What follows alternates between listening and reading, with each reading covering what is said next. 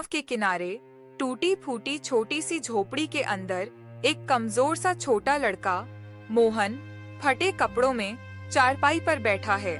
उसके चेहरे पर गहरी उदासी है। मोहन अपने आप से, काश मेरे माता पिता होते तो मैं इतना अकेला नहीं होता। हर रोज भूख से लड़ना, ये टूटी झोपड़ी, सब सहना पड़ता है। उसकी आंखों में आंसू हैं। वह आसमान की ओर देखता है और आह भरता है।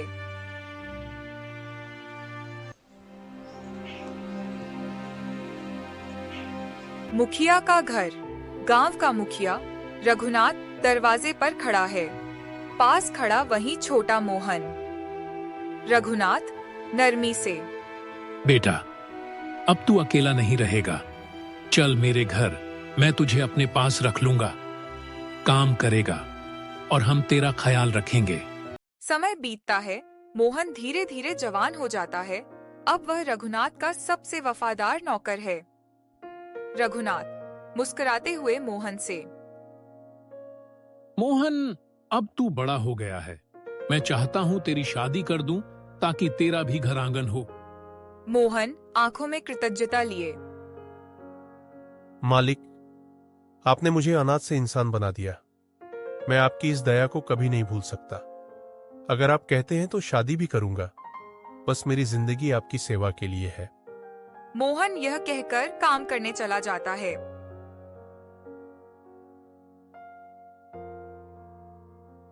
बगल के कमरे में आधे अंधेरे में विक्रम खड़ा है। दीवार से कान सटाए सब सुन रहा है। बाहर से आती लालटेन की रोशनी उसके चेहरे पर पड़ती है, जिससे उसकी आंखों में जलन और गुस्सा साफ झलकता है। विक्रम हिसकते हुए धीरे बड़बड़ाता, हद है। नौकर के लिए शादी की बातें हो रही हैं। पता भी है ये घर किसका है। हमारी मेहनत और पैसों पर पलकर बड़ा हुआ है और अब इसे इतना सिर चढ़ाया जा रहा है। वह दीवार पर गुस्से से मुक्का मार देता है। उसकी सांसें तेज चलने लगती हैं।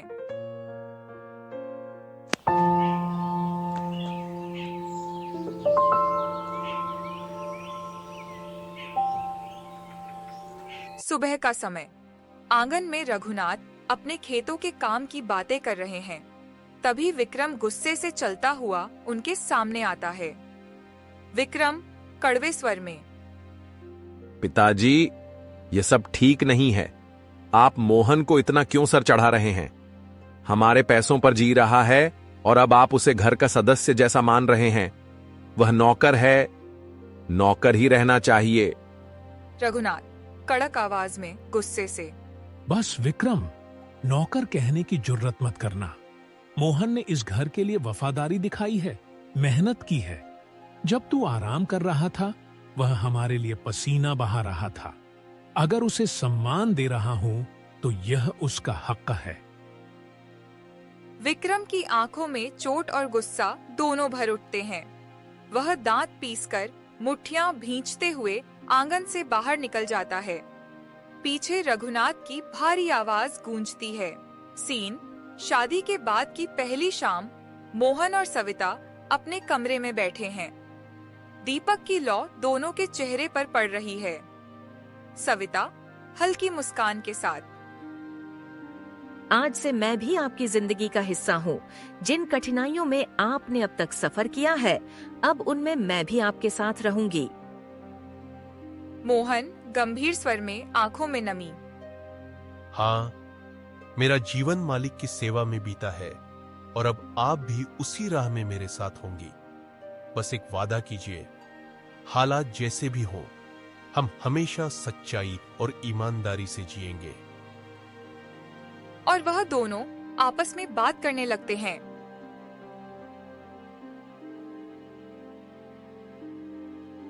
रात का समय। घर की छत पर हल्की चांदनी फैली है। विक्रम अपने एक दोस्त के साथ बैठा है, पर उनकी नजरें कहीं और टिकी हैं। विक्रम धीरे धीरे आंखों में चालाकी के साथ, समझ रहा है ना, वो मोहन अब सिर्फ नौकर नहीं रहा।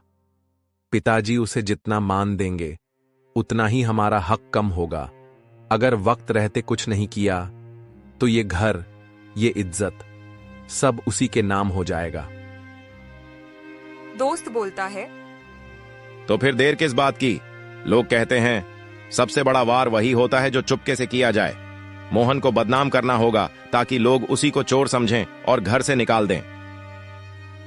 विक्रम आंखें सिकोड़कर ठंडी आवाज में, ठीक कहा। और जब सबूत भी उसके खिलाफ मिलेगा तब पिताजी भी कुछ नहीं कर पाएंगे। दोनों अंधेरे में धीमी आवाज में अपनी योजना बुनते रहते हैं। अगले दिन विक्रम गुस्से से कमरे में घुसता है। विक्रम तेज आवाज में, पिताजी, मुझे पैसे चाहिए अभी। रघुनाथ कठोर स्वर में, तेरे हाथों में पैसे देना आग में घी डालने जैसा है। तेरी नजर हमेशा मोहन को गिराने पर लगी रहती है। विक्रम गुस्से से, तो क्या मैं आपका बेटा नहीं हूं? हर बार उसी नौकर के लिए चिंता और मैं आपके लिए बोझ बन गया हूं। रघुनाथ सख्ती से, विक्रम सीमा मत लांग। तू बेटा है इसीलिए अब तक सहायता आया हूं, लेकिन अगर तेरे इरादे ऐसे ही रहे तो मेरे घर में तेरी जगह नहीं रहेगी। विक्रम चेहरा तमतमाए, आंखें लाल। ठीक है, याद रखिएगा ये बात।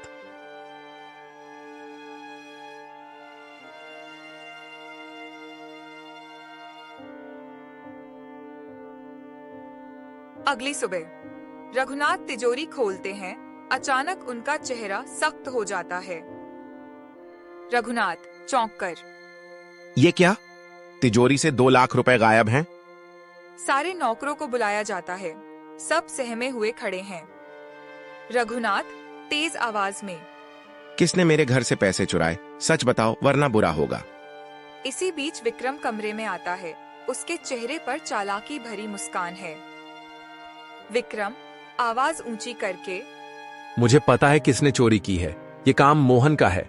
बचपन से हमारी दया पर पलकर बड़ा हुआ, अब मौका पाकर घर की तिजोरी साफ कर दी। मोहन अवाक खड़ा है, कुछ बोल नहीं पा रहा। रघुनाथ गुस्से में बेटे की तरफ मुड़कर, चुप रहो। तुम्हें शर्म नहीं आती? जिसने अपना पूरा जीवन हमारी सेवा में लगा दिया उस पर इल्जाम लगाते हो। मैं मोहन को जानता हूं, वह वफादार है, ईमानदार है। अगर तुम्हें कोई सबूत है तो लाओ, वरना ऐसी बातें मत करो। विक्रम मुंह बनाकर चुप हो जाता है, लेकिन उसकी आंखों में नफरत और चालाकी अब भी झलक रही है। आंगन में सब नौकर चुपचाप खड़े हैं। माहौल भारी और डरावना है। रघुनाथ कड़क आवाज में, सुनो सब, अब भी यहीं खड़े रहो। एक एक कर सबके कमरे की तलाशी होगी। जिसने भी चोरी की है वो बच नहीं पाएगा।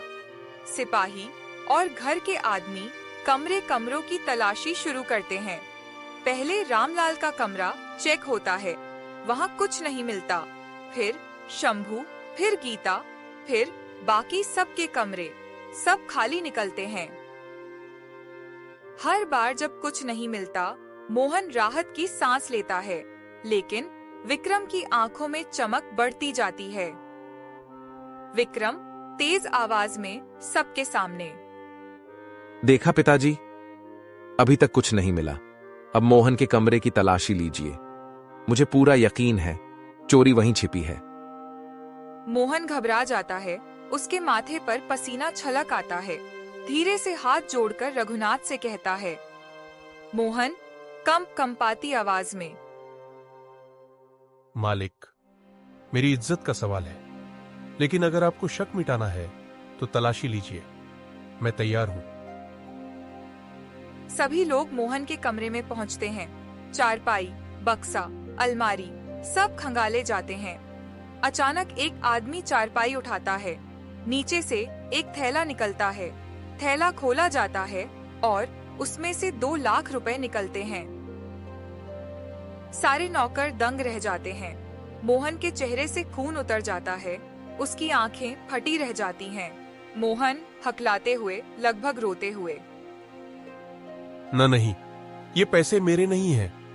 मालिक, मैं कसम खाता हूं, मुझे नहीं पता ये यहां कैसे आए। विक्रम जोर से हंस देता है। उसकी आवाज पूरे कमरे में गूंजती है। विक्रम तंज कसते हुए, लो पिताजी, अब भी कहते हो कि मोहन वफादार है। सच्चाई सामने है, चोर यही है। आंगन में सन्नाटा छा गया है। सबकी निगाहें मोहन पर टिकी हैं। रघुनाथ गहरी टूटी हुई आवाज में, मोहन, तूने ऐसा कैसे किया?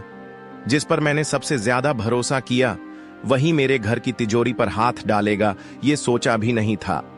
मोहन घुटनों के बल गिर जाता है, रोते हुए हाथ जोड़ता है। मोहन बेबस होकर, नहीं मालिक, मैं कसम खाता हूं, मैंने चोरी नहीं की। ये पैसे मेरे कमरे में कैसे आए मुझे कुछ नहीं पता। किसी ने मुझे फंसाया है। आप मुझ पर विश्वास कीजिए। विक्रम होठों के कोने से मुस्कुराता है, मगर चेहरा गंभीर बनाए रखता है। विक्रम नकली सहानुभूति के साथ, पिताजी, बहुत दुख की बात है। जिसे आपने बेटे से बढ़कर माना वही आपके साथ धोखा कर गया। अब इसको घर में रखना घर की इज्जत के खिलाफ होगा। मोहन, तूने मेरा सिर झुका दिया। आज से तेरा और मेरा कोई रिश्ता नहीं रहा। इस घर से अभी निकल जा। शाम का समय मोहन सिर झुकाए, आंसू पोंछता हुआ धीरे धीरे बाहर निकलता है। उसके पीछे नौकर उसे चुपचाप जाते हुए देख रहे हैं। रास्ते भर मोहन की आंखों में रघुनाथ की कठोर आवाज गूंजती रहती है। अपने छोटे से घर पर पहुंचते ही उसकी पत्नी सावित्री चिंतित होकर दरवाजे पर दौड़ती है। सावित्री घबराई हुई, अरे ये क्या हाल बना रखा है? चेहरे पर ये आंसू क्यों? कहीं मालिक से झगड़ा तो नहीं हो गया? मोहन टूटकर चारपाई पर बैठ जाता है, सिर पकड़कर रोने लगता है। मोहन भर्राई आवाज में, सावित्री, मालिक ने मुझे चोर कह दिया। उन्होंने मुझे घर से निकाल दिया। सावित्री चौंक कर, क्या? ये कैसे हो सकता है? आप तो इतने सालों से उनकी सेवा करते आए हो। उन्होंने हमेशा आप पर भरोसा किया, तो अचानक ऐसा क्यों कहा? मोहन आंसू पोंछते हुए उसकी ओर देखता है। तिजोरी से रुपए गायब हुए थे। सारे नौकरों के कमरे की तलाशी ली गई। जब मेरे कमरे की बारी आई तो चारपाई के नीचे से 2 लाख रुपए निकले। मैं कसम खाता हूं, मुझे नहीं पता वो पैसे वहां कैसे आए। किसी ने मुझे फंसा दिया है सावित्री। किसी ने मुझे बर्बाद कर दिया। सावित्री उसके पास बैठ जाती है, आंसू रोकते हुए उसका हाथ थाम लेती है। सावित्री दृढ़ स्वर में, नहीं जी, आप झूठे नहीं हैं। मैं आपको जानती हूँ। आपने कभी गलत काम नहीं किया। ये जरूर किसी की साजिश है और मैं आपके साथ हूँ, चाहे पूरी दुनिया आप पर शक करे। मोहन उसकी आंखों में देखता है। आंसू ढलकते हैं, मगर चेहरे पर थोड़ी हिम्मत लौट आती है। बाजार का दृश्य। मोहन एक दुकान पर जाकर मालिक से काम मांगता है।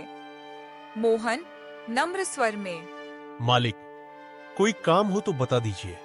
सामान उठाने या दुकान संभालने का ही क्यों ना हो।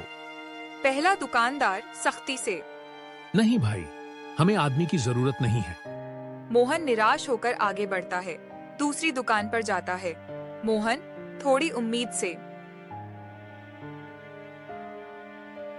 मालिक, आपको मदद चाहिए क्या? मैं कम पैसों में भी काम कर लूंगा।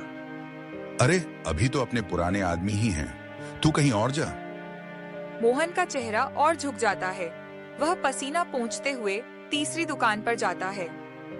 मोहन थके स्वर में, कोई छोटा मोटा काम ही दे दो मालिक, मैं बहुत परेशान हूं। तीसरा दुकानदार थोड़ी सहानुभूति से मोहन की हालत देखकर, देख भाई, पूरा काम तो मैं नहीं दे सकता, लेकिन अगर बोरियां ढोने का काम कर ले तो थोड़ी मजदूरी दे दूंगा। कम है मगर रोज मिल जाएगी। मोहन की आंखें भर आती हैं। वो सिर झुकाकर हामी भरता है।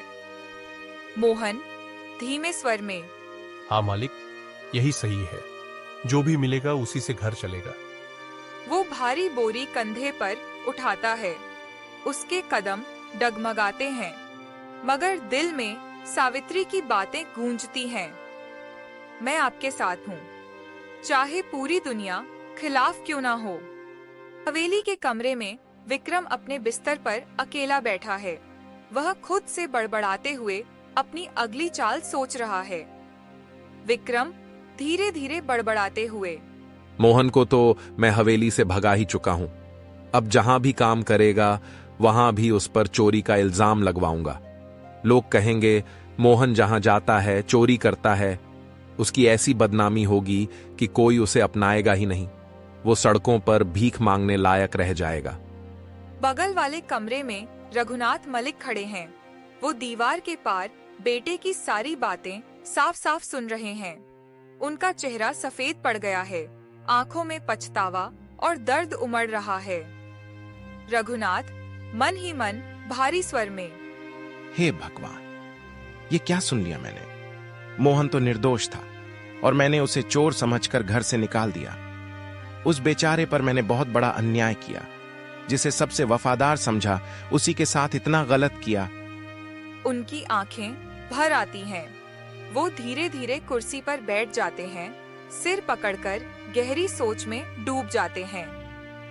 सुबह की किरणें हवेली की खिड़कियों से भीतर आ रही हैं। हवेली के आंगन में सारे नौकर और परिवार वाले इकट्ठे हैं। रघुनाथ मलिक गंभीर चेहरा लिए वहां आते हैं। उनके बगल में मोहन खड़ा है, जिसकी आंखों में आंसू हैं, मगर चेहरा सच्चाई से दमक रहा है। रघुनाथ गंभीर स्वर में सबको संबोधित करते हुए, मैं आप सबको सच बताना चाहता हूं। जिस मोहन को मैंने चोर कहकर घर से निकाला, असल में वो निर्दोष है। कल रात मैंने अपने ही बेटे विक्रम की बातें सुनी। उसी ने मोहन को फंसाया, उसी ने चोरी का इल्जाम लगवाया। मोहन कंपाती आवाज में, मालिक, मैंने हमेशा आपकी सेवा को ही अपना धर्म माना था। आपका मुझ पर भरोसा टूटता देख मैं अंदर से बिखर गया था, पर आज सच सामने आ गया। यही मेरे लिए सबसे बड़ा इनाम है। रघुनाथ भर्राए स्वर में, मोहन, मैंने तुझ पर बड़ा अन्याय किया, मुझे माफ कर दे। आज से तू सिर्फ मेरा नौकर नहीं बल्कि इस घर का सदस्य है। रघुनाथ कड़क स्वर में, और तू विक्रम, जिस बेटे को मैंने अपनी शान समझा, उसने ही मेरा सिर झुका दिया। तेरी इस साजिश की सजा तुझे मिलेगी। आज से तू इस हवेली की सुख सुविधाओं से दूर रहेगा। तुझे खेतों में मजदूरी करनी होगी ताकि तू समझ सके मेहनत की कीमत और वफादारी का असली मतलब। विक्रम सिर झुका लेता है। उसके चेहरे पर शर्म और पछतावा साफ दिखता है।